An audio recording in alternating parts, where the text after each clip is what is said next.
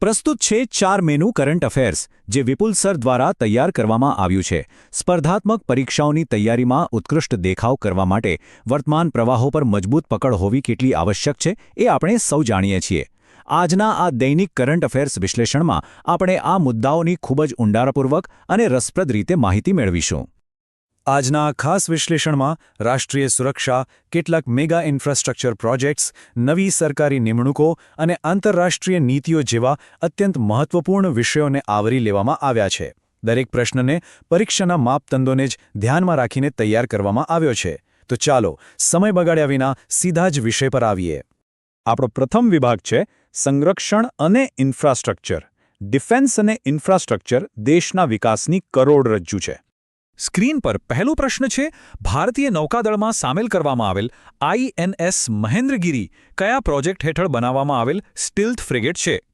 વિકલ્પો છે A project 75 B project 17A C project 15B D project 28 સાચો જવાબ છે વિકલ્પ બી પ્રોજેક્ટ 17A હવે આને થોડું સમજીએ આ સ્ટીલ્થ ફ્રિગેટ ખરેખર શું હોય છે આ એવા અત્યાધુનિક નાના યુદ્ધ જહાજો છે જે દુશ્મનના રડાર કે સોનારની પકડમાં આવ્યા વિના જ હુમલો કરવાની જબરદસ્ત ક્ષમતા ધરાવે છે પ્રોજેક્ટ 17A અંતર્ગત કુલ 7 યુદ્ધ જહાજોનું નિર્માણ થઈ રહ્યું છે અને એક રસપ્રદ વાત એ છે કે આ બધાના નામ ભારતીય પર્વતમાળાઓ પરથી રાખવામાં આવ્યા છે જેમ કે નીલગિરી ઉદયગિરી અને હિમગિરી આઈએનએસ મહેન્દ્રગિરી આ જ શ્રેણીનું 7મું અને એકદમ અત્યાધુનિક સ્ટીલ્થ ફ્રિગેટ છે આ શાનદાર જહાજ મુંબઈ સ્થિત મઝગાંવ ડોક શિપ બિલ્ડર્સ લિમિટેડ દ્વારા બનાવવામાં આવ્યું છે જૂના શિવાલિક ક્લાસના જહાજોને બદલીને હવે આધુનિક નીલગિરી ક્લાસના જહાજો નૌકાદળને અદમ્ય તાકાત પૂરી પાડી રહ્યા છે હવે બીજો પ્રશ્ન જોઈએ તાજેતરમાં ચર્ચામાં રહેલ 90,000 કરોડનો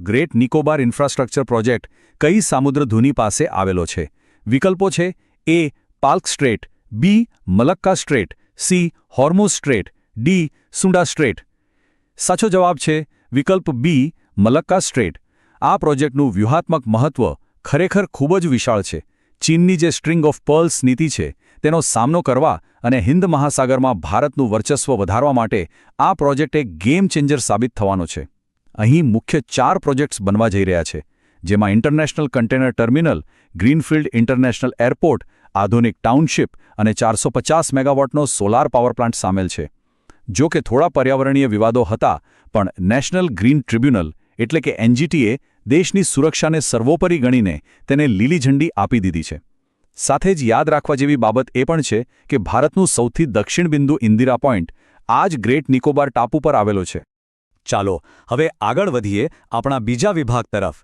જે છે વહીવટ અને નિમણૂકો ગવર્નન્સને લગતા પ્રશ્નો પરીક્ષા માટે હંમેશા હોટ ફેવરેટ હોય છે પ્રશ્ન 3 પંચાયત ઉન્નતિ સૂચકાંક રિપોર્ટ અનુસાર કેટલી ગ્રામ પંચાયતો ફ્રન્ટ રનર એટલે કે ગ્રેડ એ કેટેગરીમાં સામેલ થઈ છે વિકલ્પો છે એ 11,824 બી 59,867 સી 3,635 ડી 0 સાચો જવાબ છે વિકલ્પ સી 3,635 આ સૂચકાંક પંચાયતી રાજ મંત્રાલય દ્વારા પંચાયતોના વિકાસને માપવા માટે તૈયાર કરવામાં આવ્યો છે મૂલ્યાંકનના માપદંડોમાં આરોગ્ય જીવન ધોરણ ગવર્નન્સ અને શિક્ષણ જેવા 150થી વધુ ઇન્ડિકેટર્સ પર પંચાયતોનું કડક ચેકિંગ થાય છે અહીં એક સૌથી ચોંકાવનારી બાબત એ સામે આવી છે કે A+ એટલે કે અચીવર કેટેગરીમાં આખા દેશમાંથી એક પણ પંચાયત સ્થાન પામી શકી નથી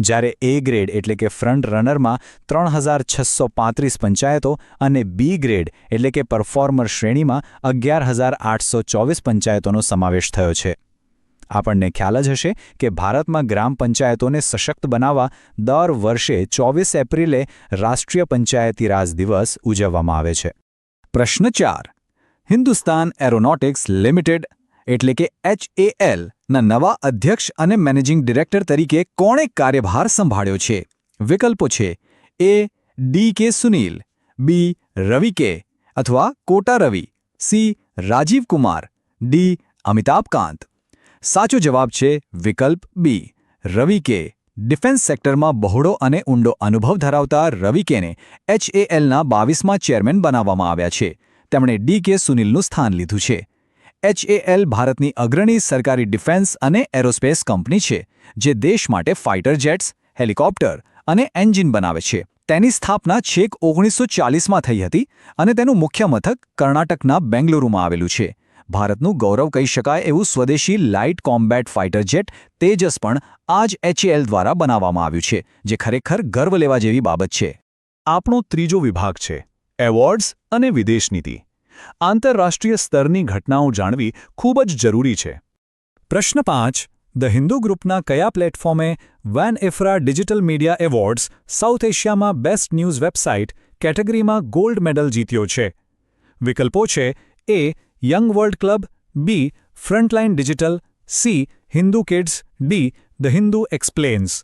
સાચો જવાબ છે વિકલ્પ એ યંગ વર્લ્ડ ક્લબ.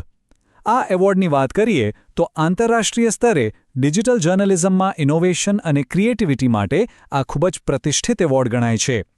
વિજેતા પ્લેટફોર્મ ધ હિન્દુ ગ્રુપનું યંગ વર્લ્ડ ક્લબ છે. આ ખાસ કરીને વિદ્યાર્થીઓ માટે બનાવવામાં આવેલ એક શાનદાર લર્નિંગ અને એન્ગેજમેન્ટ પ્લેટફોર્મ છે.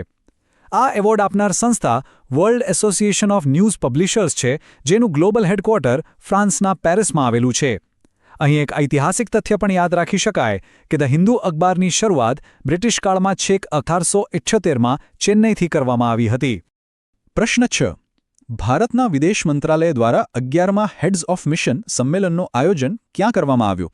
વિકલ્પો છે એ ચેન્નઈ, બી મુંબઈ, સી વારાણસી, ડી નવી દિલ્હી. સાચો જવાબ છે વિકલ્પ ડી નવી દિલ્હી. હવે આ હેડ્સ ઓફ મિશન શું છે? જો વિદેશમાં ભારતનું પ્રતિનિધિત્વ કરતા આપણા જે રાજદૂતો એટલે કે એમ્બેસેડર્સ અને હાઈ કમિશનર્સ હોય છે, તેમને હેડ્સ ઓફ મિશન કહેવામાં આવે છે. આ વાર્ષિક બેઠકનો મુખ્ય ઉદ્દેશ ભારતની વિદેશ નીતિ, ગ્લોબલ સ્ટ્રેટેજી અને દુનિયાના દેશો સાથે આપણા સંબંધો કઈ રીતે વધુ મજબૂત કરવા તે અંગે ઊંડાણપૂર્વક ચર્ચા કરવાનો હોય છે. આ સંમેલનનું આયોજન ભારતના વિદેશ મંત્રાલય દ્વારા નવી દિલ્હી ખાતે કરવામાં આવે છે. એક રસપ્રદ વાત એ છે કે ભારત સરકાર દ્વારા વિદેશમાં કાર્યરત રાજદૂતોના આવા સંમેલનની શરૂઆત પ્રથમ વખત વર્ષ 2016માં કરવામાં આવી હતી. હવે જોઈએ આપણો ચોથો વિભાગ રાજ્યોની નવીન પહેલ. અલગ અલગ રાજ્યો કયા નવા ઇનોવેશન કરી રહ્યા છે તે જાણવું રસપ્રદ છે. પ્રશ્ન 7. આંતરરાષ્ટ્રીય મજૂર દિવસના અવસરે ગીગ વર્કર્સની ફરિયાદોના નિવારણ માટે કયા રાજ્યે ભારતની પ્રથમ ડિજિટલ પ્રણાલીની શરૂઆત કરી છે? વિકલ્પો છે એ ગુજરાત, બી કર્ણાટક, સી તેલંગાણા, ડી મહારાષ્ટ્ર. સાચો જવાબ છે વિકલ્પ બી કર્ણાટક. ગીગ વર્કર્સ એટલે કોણ? જે લોકો પરમેનન્ટ જોબની જગ્યાએ ફ્રીલાન્સ અથવા પ્રોજેક્ટ બેઝડ કામ કરે છે. ઉદાહરણ તરીકે ઝોમેટો, સ્વિગી કે એમેઝોનના ડિલિવરી પાર્ટનર્સ. કર્ણાટક સરકારે આ લોકોના હિતોના રક્ષણ માટે એક ઓનલાઈન ફરિયાદ નિવારણ પોર્ટલ બનાવ્યું છે. આ પોર્ટલ પર પગાર કે કામના સમય સંબંધિત ફરિયાદો સરળતાથી નોંધાવી શકાશે. અત્યાર સુધીમાં 12 લાખથી વધુ ગીગ વર્કર્સ આ ડિજિટલ પ્લેટફોર્મ પર નોંધાઈ ચૂક્યા છે, જે દર્શાવે છે કે આ પહેલ કેટલી જરૂરી હતી. અહીં નોંધનીય છે કે 1 મેના રોજ ઉજવાતો ઇન્ટરનેશનલ લેબર ડે 1886ના અમેરિકાના ઐતિહાસિક શિકાગો પ્રોટેસ્ટની યાદમાં મનાવવામાં આવે છે. પ્રશ્ન 8. શાળા કોલેજોમાં શિક્ષણ સામગ્રીના વિતરણમાં પારદર્શિતા લાવવા માટે કયા રાજ્ય સરકારે સેન્ટ્રલાઇઝ પ્રોક્યોરમેન્ટ પોલિસી શરૂ કરી છે? વિકલ્પો છે એ તેલંગાણા, બી આંધ્રપ્રદેશ, સી કેરળ, ડી ઉત્તર પ્રદેશ. સાચો જવાબ છે વિકલ્પ એ તેલંગાણા. અહીં મૂળ સમસ્યા શું હતી? અગાઉ અલગ અલગ વિભાગો દ્વારા શૈક્ષણિક સામગ્રીની ખરીદી થતી હોવાથી ભ્રષ્ટાચાર થવાની શક્યતા રહેતી હતી અને વિદ્યાર્થીઓને પુસ્તકો કે યુનિફોર્મ સમયસર મળતા નહોતા. નવી નીતિ મુજબ હવે તમામ શૈક્ષણિક ખરીદી એક જ સેન્ટ્રલાઇઝ્ડ ઓથોરિટી દ્વારા કરવામાં આવશે. આનાથી સિસ્ટમમાં 100% પારદર્શિતા અને જવાબદેહી આવશે. પરિણામ સ્વરૂપ સરકારી શાળાઓ અને કોલેજના વિદ્યાર્થીઓને ભણતરની સામગ્રી ઝડપથી મળશે, જેનાથી શિક્ષણ સ્તરમાં મોટો સુધારો જોવા મળશે. આનાથી ટેન્ડર પ્રક્રિયામાં થતો ભ્રષ્ટાચાર અટકશે અને સરકારી નાણાંનો સીધો અને સાચો ઉપયોગ વિદ્યાર્થીઓ પાછળ થશે. આપણો છેલ્લો અને અત્યંત મહત્વપૂર્ણ વિભાગ છે સ્વાસ્થ્ય અને ઇનોવેશન. પ્રશ્ન 9. તાજેતરમાં ચર્ચામાં રહેલ ગ્લોબલ હેપેટાઇટિસ રિપોર્ટ કયા આંતરરાષ્ટ્રીય સંગઠન દ્વારા જાહેર કરવામાં આવ્યો છે? વિકલ્પો છે એ વિશ્વ bank, B UNICEF, C world health organization, D NITI Aayog. સાચો જવાબ છે વિકલ્પ સી, વર્લ્ડ હેલ્થ ઓર્ગેનાઇઝેશન. આ હેપેટાઇટિસ ખરેખર શું છે? આ એક અત્યંત ગંભીર બીમારી છે જે સીધી લિવરને પ્રભાવિત કરે છે અને તેમાં સોજો લાવે છે. ચિંતાજનક આંકડાઓ જોઈએ તો રિપોર્ટ જણાવે છે કે દુનિયાભરમાં 13 લાખ લોકોના મોત આ બીમારીથી થયા છે, જેમાં 83% મોત માત્ર હેપેટાઇટિસ બી અને સીના કારણે જ થયા છે. ભારતની સ્થિતિ જોઈએ તો દેશમાં હેપેટાઇટિસ બી અને સીનું પ્રમાણ ખૂબ જ ઊંચું છે.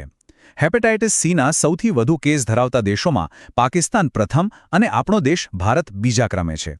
આ બીમારી સામે જાગૃતિ ફેલાવવા માટે સમગ્ર વિશ્વમાં 28 જુલાઈના રોજ વર્લ્ડ હેપેટાઇટિસ ડે મનાવવામાં આવે છે. પ્રશ્ન 10. સ્વાસ્થ્ય મંત્રાલય દ્વારા 10મા national summit on innovation and ઇન્ક્લુઝિવિટીનું આયોજન ક્યાં કરવામાં આવ્યું? વિકલ્પો છે A Chandigarh, B Bhopal, C Gandhinagar, D Hyderabad. સાચો જવાબ છે વિકલ્પ એ ચંડીગઢ. આ 2 દિવસીય મહત્વપૂર્ણ સમિટનું ઉદ્ઘાટન કેન્દ્રીય સ્વાસ્થ્ય મંત્રી દ્વારા ચંડીગઢ ખાતે કરવામાં આવ્યું હતું. આ સમિટ નેશનલ હેલ્થ મિશન અંતર્ગત યોજાઈ હતી. તેની કાર્યપ્રણાલી ખૂબ જ સકારાત્મક છે. અહીં ભારતના તમામ રાજ્યો અને કેન્દ્રશાસિત પ્રદેશો ભેગા મળીને સ્વાસ્થ્ય ક્ષેત્રના પોતાના બેસ્ટ મોડલ્સ અને નવા આઈડિયાઝ એકબીજા સાથે શેર કરે છે, જેથી દેશની ઓવરઓલ હેલ્થ સિસ્ટમ વધુ મજબૂત બની શકે. એક રાજ્યનો સફળ હેલ્થ પ્રોજેક્ટ બીજા રાજ્યો પણ અપનાવી શકે તે માટે આ સમિટ એક શાનદાર બ્રિજનું કામ કરે છે. આજના આ વિશ્લેષણમાં રાષ્ટ્રીય અને આંતરરાષ્ટ્રીય સ્તરની અગત્યની માહિતીને આપણે આવરી લીધી છે. રોજિંદા ધોરણે આ પ્રકારના સચોટ તથ્યો સમજવાથી આવનારી પરીક્ષાઓનો પાયો ખૂબ જ મજબૂત બને છે. અંતમાં એક વિચારવા જેવો પ્રશ્ન એ છે કે શું ભવિષ્યમાં ડિજિટલ ઇનોવેશન અને કેન્દ્રીય નીતિઓ દ્વારા ભારતમાં શિક્ષણ અને સ્વાસ્થ્ય જેવી પાયાની સુવિધાઓમાં 100% પારદર્શિતા આવી શકશે ખરી? આ વિશે